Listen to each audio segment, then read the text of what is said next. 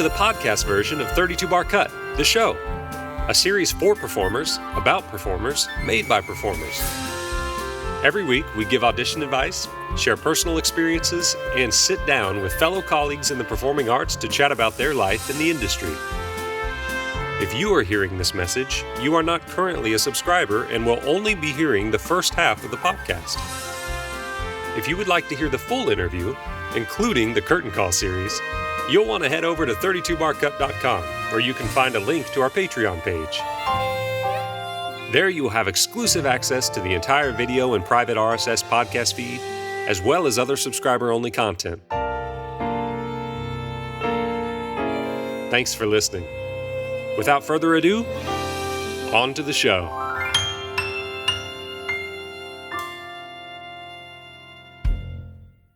You may have seen him on your television screens, on Broadway, or you may have listened to him on an audiobook. But today he is sitting down with us to chat about his life as a performer. Welcome to the show, Raymond J. Lee. Hi, Adrian. Thanks for having me. And can I have that intro whenever I walk into an audition room? That was amazing.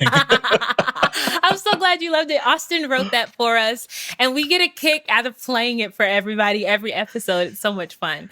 You know, everyone like, oh, that's my name. But I'm like, yeah, music. Oh, they personalized it. Thank you. Yeah, we got to give you, your red carpet before we start this chat. Yeah, I appreciate it very much. Thank you. So how are you doing? I ask everyone this, knowing that it is not the simplest of questions any day, but definitely nowadays, not the simplest of questions. But how are you today?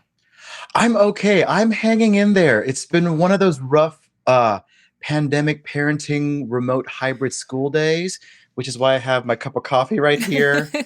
And I also have a cookie just to treat myself. But I feel like everybody's kind of hanging in there, living like day to day, week by week, being kind of aware of their feelings and what's happening inside their minds and bodies. So that's where I'm at. How about you?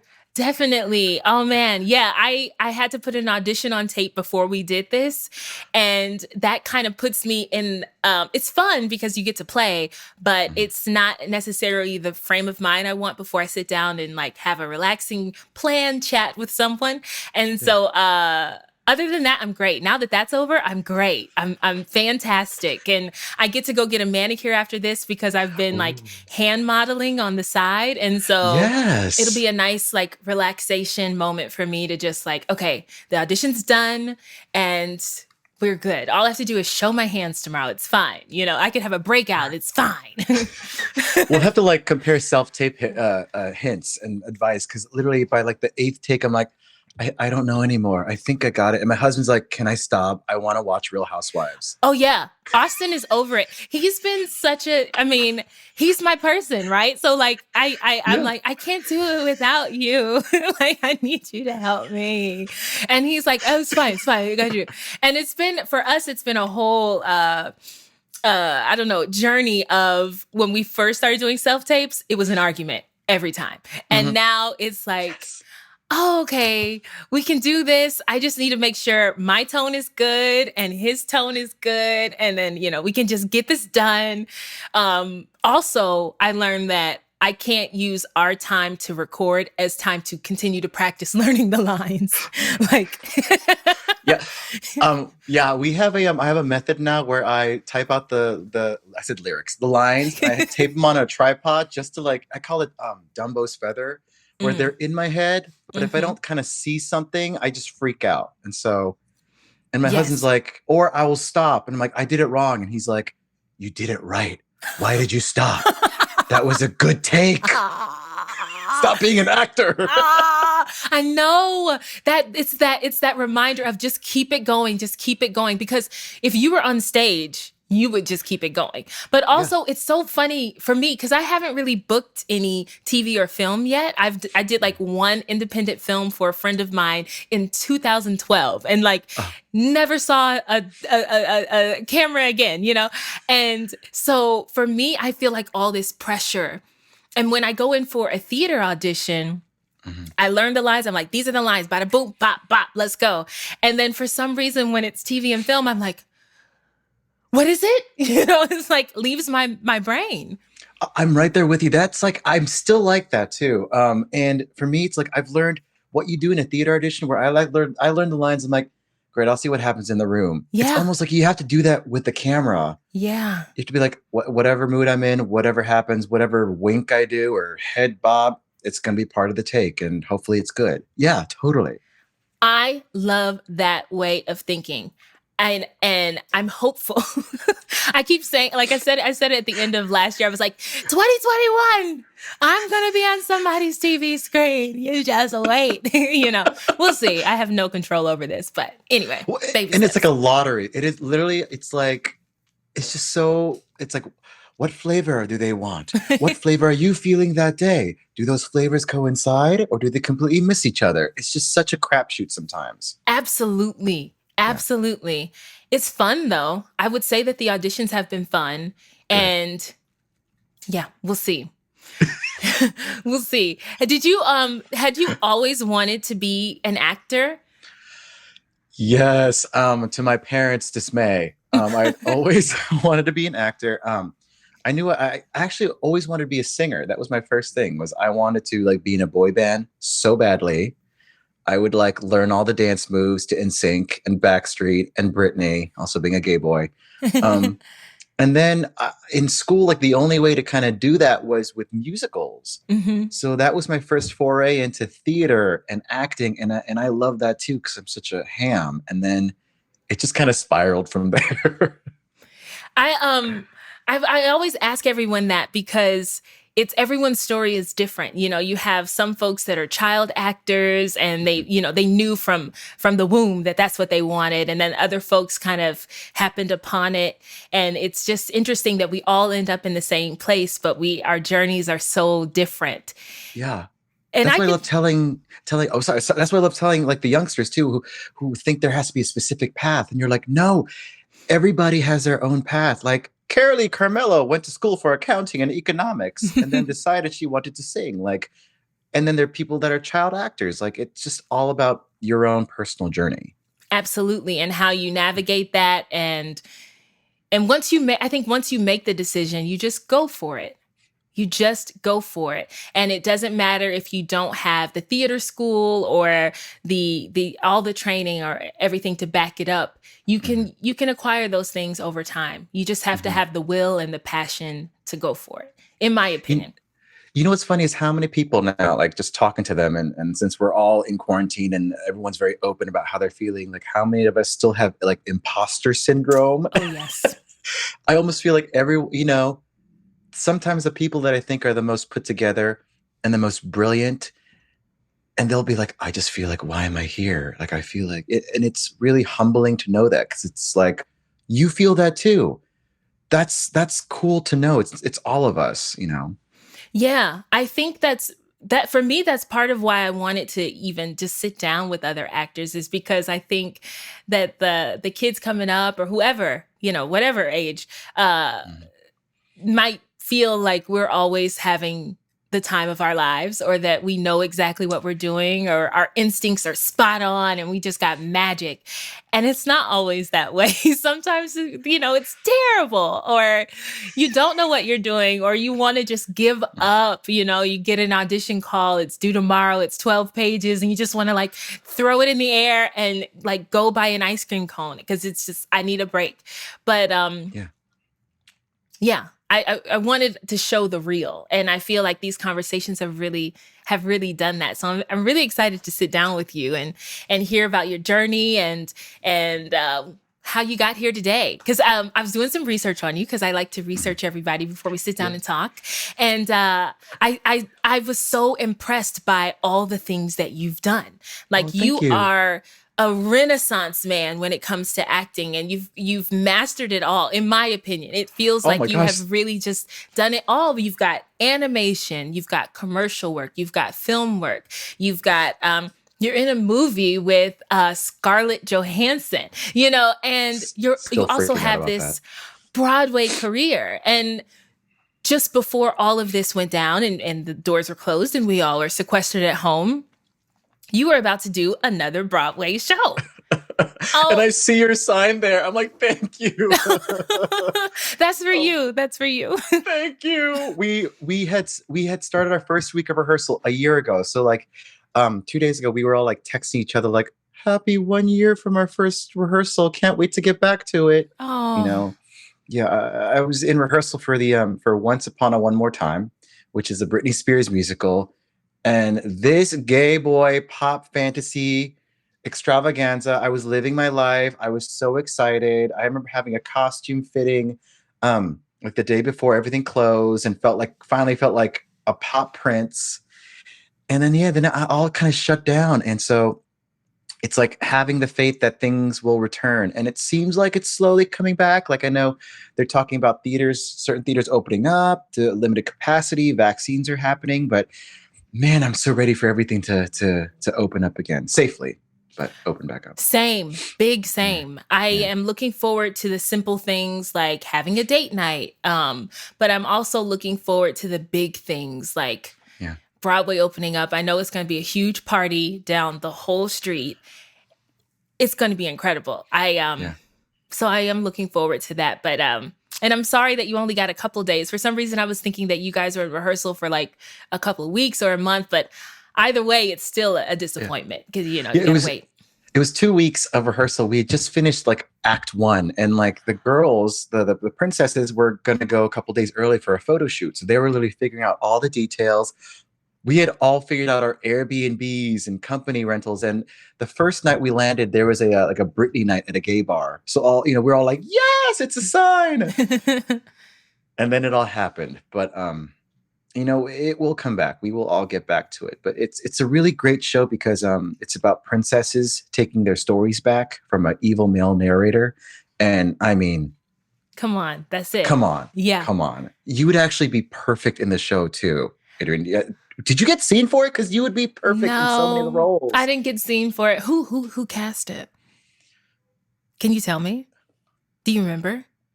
Let's not. Paul Hart. Oh, Paul okay. Hart was our casting director. I've never gone in for Paul, so maybe he just doesn't know me.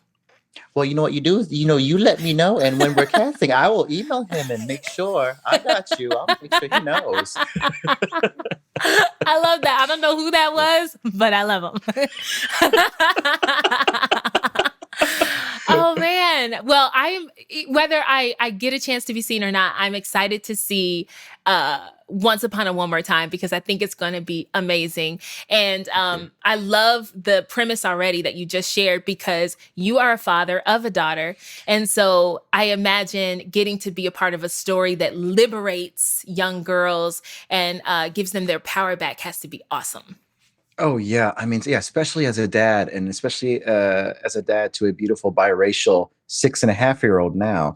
A daughter, I mean, female power, women empowerment. It's something that I have always strived for and tried to be an ally. And just now having a daughter, it's like I want to do even more to make sure she knows she is just as equal, just as powerful, just as smart, just as deserving as any man out there, or anyone who identifies as a man, So, and it's been really great too. I mean, doing a quick political aside, like knowing that Kamala Harris is now our VP, and she shares the same background as my daughter, because my daughter is Wow. half South Asian, half West Indian, and Wow. I'm like, oh my gosh, this like I cried at her speech. We watched her speech together, and she knows who Kamala is. So I'm very like, there you go, girl. Yeah. Yes. And she's 6.5, which is brilliant because I don't think I knew what politics were when I was 6.5.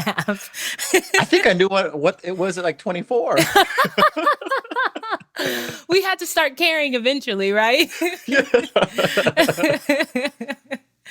Oh man, so you always wanted to be an actor, and now I'm curious. So you went to Northwestern. I looked that up, and so I know they do a showcase and all that. They really set their performers up for success. That seems to be Northwestern's bag, which is great. And so, were you able to get an agent from your showcase? How did it? You did. Okay, great. Yes. Can you share that with us? So I started off at Northwestern as a pre-med chemistry major. What? After a year and a half, I was like, I cannot do this. I don't care about chemicals in a test tube. I just can't do this. And then I transferred to the School of Speech. That's what it was back then. Now it's a School of Communication as a film major. But because I was a film major, I could apply for the music theater program. So I was weaseling my way into the program but making sure my parents didn't see theater on my report card because they would have freaked out. And yeah, went through the whole program, met some amazing friends that we all still talk and support each other. And I was part of my senior showcase. Came to New York. I sang Rain from Once on This Island. I remember being like, I know I'm ethnic, but I don't think this is the right song for me. Honestly, I could hear you killing it though, because your voice is so fierce. But I can also see the conflict. I was like, what about Purpose from Avenue Q? And then so I signed with my legit agent and my commercial agent, and I've been with them since 2004. That's amazing. Yeah, and it's been like a learning process because in the beginning, no one ever teaches you how to like behave with your agents, how to foster a relationship, how to communicate with them. So it took a year or two to like know how to talk and be myself around them. And we're super tight. Like they've come and like babysat before the pandemic. We text about things. Like it's nice to be at this stage of our relationship. But in the beginning, there was some like learning curves on my end. Absolutely. I felt that way with my agent too. I feel like we're really starting to get to know each other now. I've been with them since 2013. Oh, and I think, first of all, I didn't know what an agent was or what they were supposed to do for you, really. So I had to learn that and then learn what I needed and what roles were right for me and how to express that and say that and how to trust them. Because your career's in their hands. And Exactly. I don't have a manager, but I really am curious your take on the difference between them and what they do for you in that way. But I think there's definitely a learning curve with getting an agent for the first time and understanding what that means. Totally.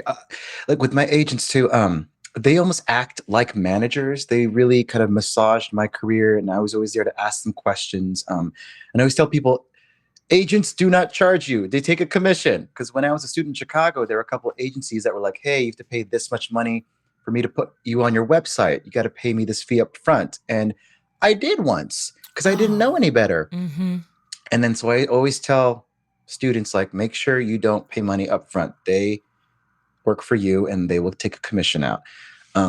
I signed with my manager a few years ago, Matthew Sullivan, who is awesome. And he feels almost like a therapist at times. I guess the difference between an agent and a manager is an agent, they both get you the appointments. They both do the negotiating. I think a manager is just a little more hands-on. They're the kind that will he'll like give me like a virtual hug and be like, they're there, you're fine, you're talented. Or I will have a self-tape. I'll rehearse it, send it to him. He gives me notes. So in a way, he's also kind of like a coach. So they're kind of more involved in the day-to-day. But with my agents at Nicolosi, they've also been that as well. They've been fantastic. So it's nice to have a good team. And there's also a difference between, so I have Nicolosi as my theater, TV, film agents. I have Matthew as my manager. And then CESD is my commercial agents. They're also my voiceover and print. So I'm lucky to have this team. And with them, it's a whole different array of protocols as well, because commercial calls you get it the day before. Voiceovers, you have to record the MP3 that night and send it. So I feel like actors' brains, we compartmentalize everything because there's so much stuff to absorb. So much. It's like we're our own secretary, and it's a lot of navigating. It almost feels like a freelance lifestyle, even though everything is in this one little bubble of abilities and different types of work that you'll do. You could be, especially for commercial auditions, they ask you to do crazy things sometimes. You know, so what's like the craziest thing you've had to do in a commercial audition? Oh my goodness. I remember the one for a theater audition. I had to sit on, Donna Lynn Chaplin, who was on My Crazy Ex-Girlfriend. is it my crazy ex-girlfriend? I'm the worst. Uh, but I had to stand on her back and sing Let It Go because we were improvising for a workshop. And she had to stand on my back and sing something as well. And we were just laughing like, what is going on right now? But we did. How did you stand on each other's backs? I felt bad. I'm like, girl, I'm 180 pounds. Anybody's back, I will probably break if I stand on you and try and sing a song. And commercially, it's so funny because they ask you to do everything. And my favorite is when they ask you to wear like a suit in the middle of summer. So everyone's sweating. Everyone's in that one bathroom changing. I've had to make animal noises. I've had to do attempted breakdance moves.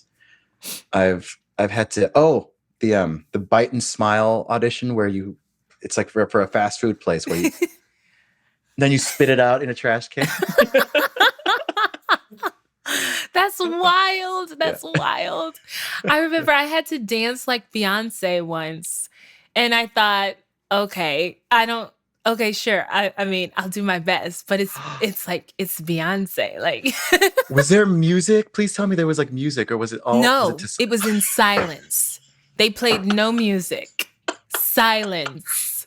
I was like, this is awesome. When can I leave? There was one audition where they made us do improv. I wonder if this was like the same audition. But they had, somebody was at the piano and they started playing Usher's Yeah, but on the piano, like, doot, doot, doot, doot, doot, doot. And I'm like, I can't get down to the cabaret version of Yeah by Usher right now. No, absolutely not. And and the camera tells all. So like if you are not committed, the camera's like, I see you're not committed. But my Korean face will let you know what I'm feeling. That's why during tech, I'm like, I'm sorry for my face, but you'll see it from the 10th row what I might be feeling on stage. I think it took me years for me to realize that my face tells my truth. And I will be so polite. I will say things so diplomatically, but my face is not diplomatic. She tells on me all the time. Yeah. You're probably, are you the one that like people take pictures of me during tech and be like, yes. Hey, and I'm like, yes. Yes. And I'm never aware of it until someone reminds me. I'm trying to be more aware of it, but I was in rehearsals for Kiss Me Kate, and I was still meeting everybody. And I had a moment with one of my cast members, and she was just like, I just stare at you the whole rehearsal. Your face, you kill me. And I'm like, oh no, I'm doing it again. Like I've got an audience. I gotta rein it in. Yeah, that's what one of our swings during Soft Power. She'd be like, Ray. During that scene, I'm like, oh, I thought I hit it. Or I'd be like, I swear I was thinking what I was going to order from Chipotle. I really think it was deceiving that time. So it's probably like, do I order chicken or steak? You're just in deep thought for a second. It was, there was no shade. Just. Yeah, it's important. Chicken or steak. I want to know what my burrito bowl is going to look like. Absolutely. During my tech meal. Yeah, it's an important meal. I'm so glad you brought up Soft Power because I really wanted to chat with you about that experience. I didn't get a chance to see it. I wish I did because I know how groundbreaking it was, but can you chat a little about it? Yeah, Soft Power. There truly is no other theatrical experience like it. It is a play turned into musical, written by David Henry Hwang, Janine Tesori, Lee Silverman directed it. Sam Pinkleton was our choreographer. Stellar, amazing team. Originated at CTG in LA. And then the public did it a year and a half ago. Oh God, how long has it been? A year and a half ago. And it's a fascinating take reversal on The King and I, where this Chinese man tries to help right the wrongs of America. Wow. Helps Hillary Clinton. So there's the pivotal role of Hillary Clinton, and it deals with Asian Americanness in America. It deals with us being the other. It deals with racism. It's semi-autobiographical because David Henry Hwang was stabbed on the streets of Brooklyn by an assailant who thought he was a Chinese delivery man. And so he uses that moment to go from play to musical. It's like a very warped Wizard of Oz as well. But we tackle, also gun violence. I had a big song about called Good Guy with a Gun, where I played the Vice President of the United States, singing about the importance of everybody having a gun. And it was an amazing experience being there from the early beginning, and helping develop something like that. Because as actors, when you get a chance to help develop like we did, it's so cool and so fascinating and stressful and terrifying to be able to help create from the ground up versus replacing and, and trying to fill someone else's shoes without making too many ripples. Oh yeah. Replacing is really hard. I mean, I would say that they're both challenging. It's just takes a different mindset for either, whether you're creating from the ground up or you're trying to fit into a puzzle piece, a puzzle that already exists.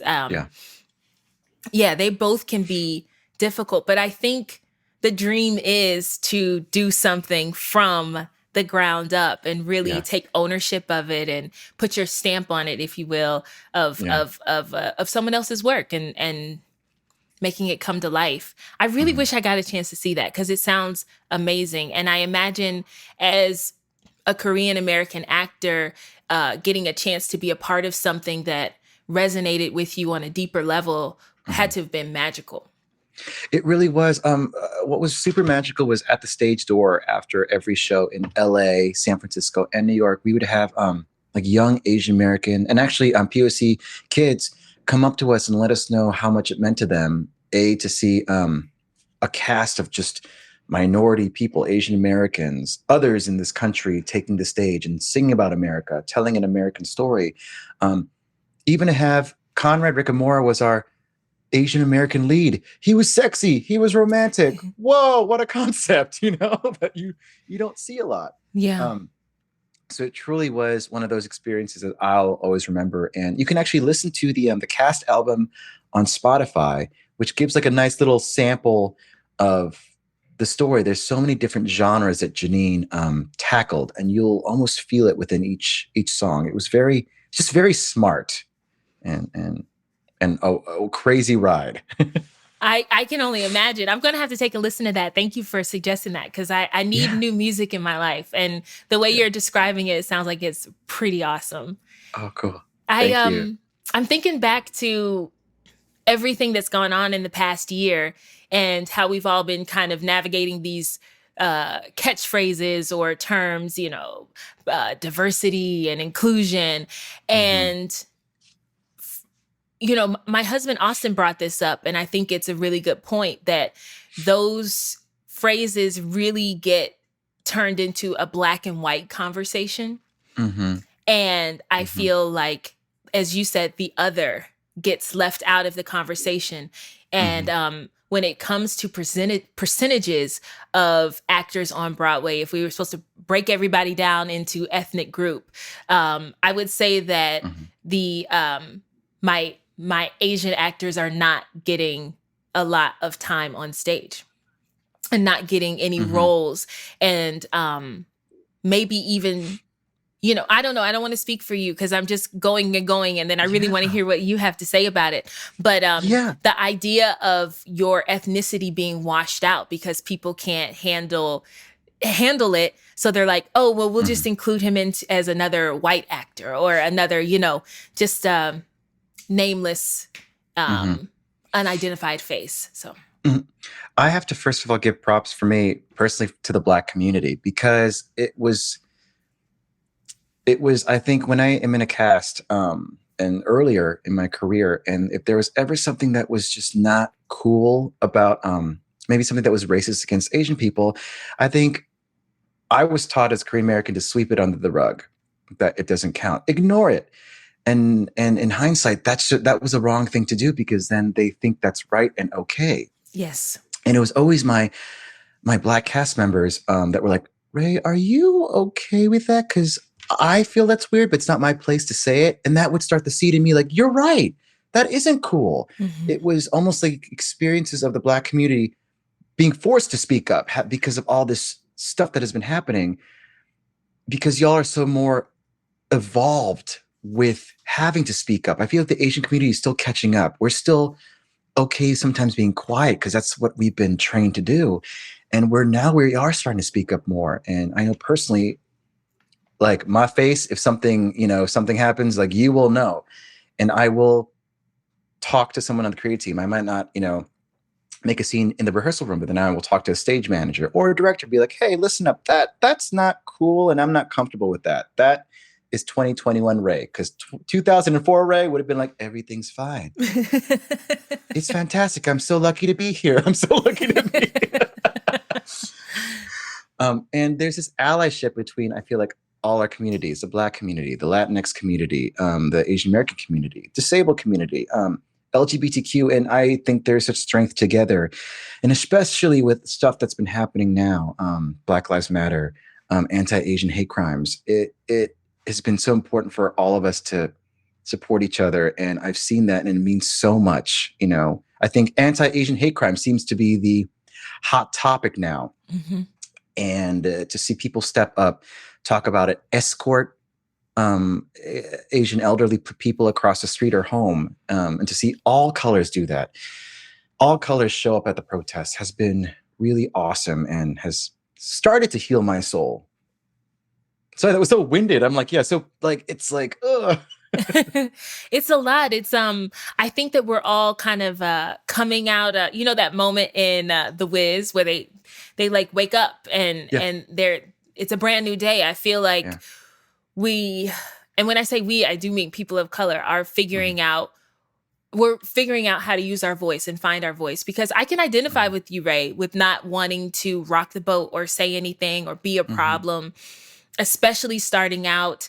And it's so hard to get cast in the first place. So you don't want to be a problem. And so then you pretend like you're okay with stuff, and it starts to build and it fester, like an untended wound. And then that's not benefiting anyone, because you are being victimized, for lack of a better word, and then the person doing the action has no clue and they can't correct the behavior. And so I think it's for our benefit, for all of us, to continue to speak up, or begin to speak up.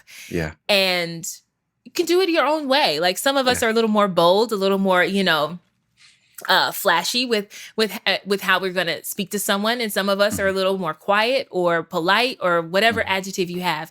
But as long as the words get out, then change will happen. Agreed. And I have to thank almost parenthood for giving me less energy, because I have less energy. I just blurt it out now. I have to share one of my experiences too, that really stood with me, was when we were auditioning for Groundhog Day, the musical.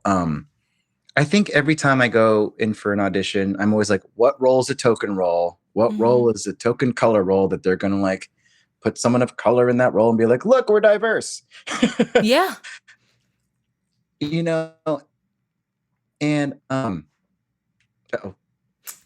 Hey, Adrian, you're there. Sorry, I froze. I'm back. You're back. So going to the auditions, I remember being like, okay, this part, the part of Ralph that I was going in for, must be the token role. And I saw my friend Vishal Vaidya there, and I said, are you going in for Ralph? He's like, no, I'm going in for Larry. And I remember being like, what? You're going in for another role? You're Asian? I'm Asian? What is going on here? And then other friends, other Asian American friends, were going in for different roles. And it was this like true melting pot where different types of people went in for the various roles, and they just picked who they wanted. And that was something that was kind of new to me at that point, and so refreshing. And I just hope that more of that happens. I hope so too. We were sitting down with an actress a couple weeks ago, and she mentioned that her friend said race isn't a type. And I was like, whoa, because when I get an audition and, maybe the casting director hasn't changed the description yet, and they're described as someone that doesn't look like me, I really get in my head about it. And I've had to kind of just erase that moment and try to move forward with it. And It is tough when you walk into the audition room and you see a lot of folks that look like you, but there's only one role for you all. And I'm hoping that all the conversations we are having will make it so that that begins to change. But Agreed. like we said before, we have to keep having these conversations so that people really can see what it's like on the other side. And by people, I mean, casting directors or writers, directors, producers, so that they can see what it's like on the other side and that we can really mix this up because your ethnicity is not your type. There's so many things that you're capable of that are outside someone's small-mindedness of what an Asian actor can do or what an Asian actor type is. I would tell people, I'd be like, back then, I would get, comments like, can you make it more Asian? Those dreaded words. And I would be like, the role is Asian if an Asian person plays it. Like, I don't need to wear chopsticks in my hair or shuffled across the stage. Like, don't worry, it's Asian. Exactly. I'm so glad you said that because on the other side, I hear it too, and it's so devastating. Yeah. And especially when people try to find more colorful language to say it, like, can you make it, one of our guests said, can you make it more urban? Sorry, yep. And it's just like, what does that mean? Are we talking about class? Are we talking about, should we transform this room into a city? What do you mean? Yeah. I'm like, how did urban, it's funny now, these code words. And that's when we can keep calling out like, what do you really mean by that? Because I think you're code wording what you really mean. Yeah. And it's not really a note because it's too subjective. It's someone else's personal experience or whatever they think that is. And it's not, it's tough. Ooh, it's tough. But I'm glad we're talking about it because it's like irritating and annoying and frustrating and hurtful and I feel shaky because it's like I'm so not used to talking about it in a way with like other actors to this level. So it's like liberating, it's terrifying, it's cathartic, it's therapeutic right now, but I'm grateful for this. Me too. And you're safe because guess what, Ray? It's your story. It's your truth. It's your perspective. No one can shift that or change that. This is what you have lived through and you're sharing it. I remember the day that I realized I was also gay. And I remember looking at the heavens and being like, God, you made me Asian American in the entertainment business and you made me gay? Like, what is really? It had to be both. And then now it's like, I'm glad you did. I own myself. I love how unique I am because there's not, many people like my type or whatever people want to say or like me. And as I grow older, it's more about realizing what you have and owning it and being proud of it and using it. Like when you go into an audition room, I've learned now to not fit a mold, not try and sound like somebody, just be me.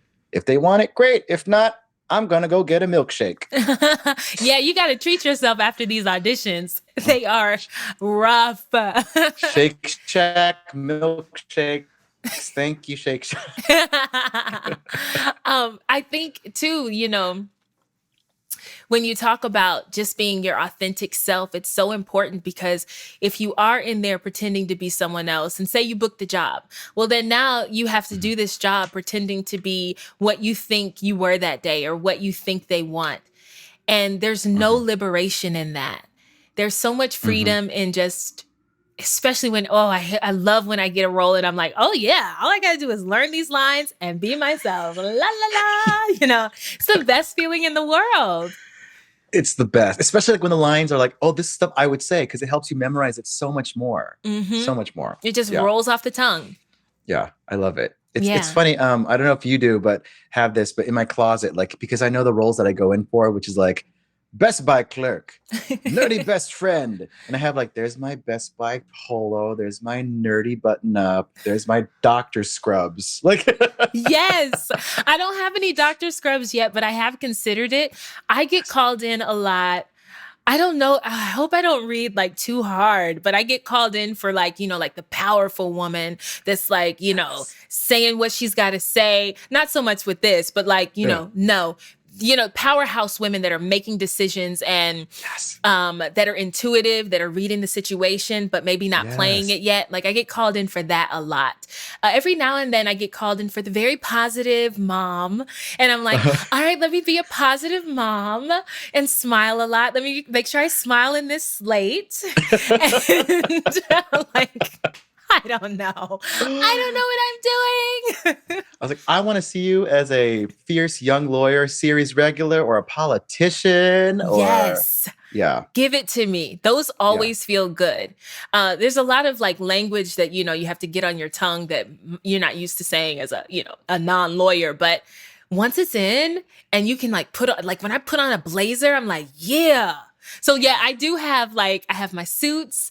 I have she's a lawyer, DA. This is a DA. So she don't have, she doesn't have a huge pockets, but this is the suit. And then I have like really colorful blazers that are like, I am the owner of a makeup company, so she's like her bright pink blazer. I can't talk. Yeah. I love that. I have like that kind of stuff in my wardrobe. Yeah. No joke. The week after Halloween, I went to my dad brain Spirit Halloween because they have one here, and I was like, ooh, great, priest, cop, pharmacist, great. This is awesome. Set, because you really just need like waist up to make it really convincing, Yes, I don't know about you. When it says like full slate, I'm like, oh man, I gotta put pants on. Seriously, I have to put shoes on. Like I'm doing all of these auditions in slippers, and I'm like, oh, let me get these heels. Okay, yeah, these will work. Oh, I'm too tall in these heels. Okay, back up. Because that slate in these New York apartments, it's a I'm like, you're gonna see everything. You're gonna see like where my my curtains end and the other curtains start. You're gonna see my rug. You're gonna see the Barbie mall next to me because that's where Ellis stuff is. Like, you're gonna see all of it. So that is the truth. Welcome to New York auditions. I'm sure they've seen it all at this point. I'm sure. I think, my setup can't be nearly as bad. Like someone has something worse than this. I'm fine. It's fine. It has been fun seeing all these like virtual concerts and seeing like these Broadway stars and kind of being like a voyeur and being like, oh, that's what Patti LuPone's basement looks like. Like, this is so cool. I feel like I have an in to all these like how these stars live. Yeah, an inside look at how they live. Yeah. Oh man. And I'm thinking about when you were talking about soft power and Groundhog Day, and I don't know what your Broadway debut was. It was Mamma Mia on Broadway. Mamma Mia. Yes, I played Eddie, the drunk friend of the guy getting married who played the bagpipes. So I had to learn how to play 5 notes on the bagpipe, which was in my special skills. But yeah, that was my debut in 2006. Wow, that's awesome. What was that experience like? Was it were you a replacement? Was that Yeah, I was a replacement. It was just frankly amazing. I was there for 4.5 years. So Mamma Mia felt like grad school. There was something so amazing about it. Having that as my Broadway debut and having such an incredible group to come to every day, with the super uplifting show that kept me really in shape because we were dancing and I was in a wetsuit and bathing suits. Daddy Ray looked good. And I learned a lot about myself because I think I went into the show like, a couple years out of college, was still straight, didn't know what pizza toppings I liked. I just didn't know who I was. And being around this colorful group of different people, so many different people, different backgrounds, different ages, different experiences. I learned a lot. And it was a type of place, and I'm sure you've had this experience too, where you can. Adrian and I hope that you have enjoyed listening to the show thus far. If you'd like to hear the full interview and get access to the curtain call, head on over to 32barcut.com, where you can find a link to our Patreon page. There you will have exclusive access to the entire video collection and private RSS podcast feed, as well as other subscriber-only content. All right, that's all I got. Thanks for tuning in. See you next time.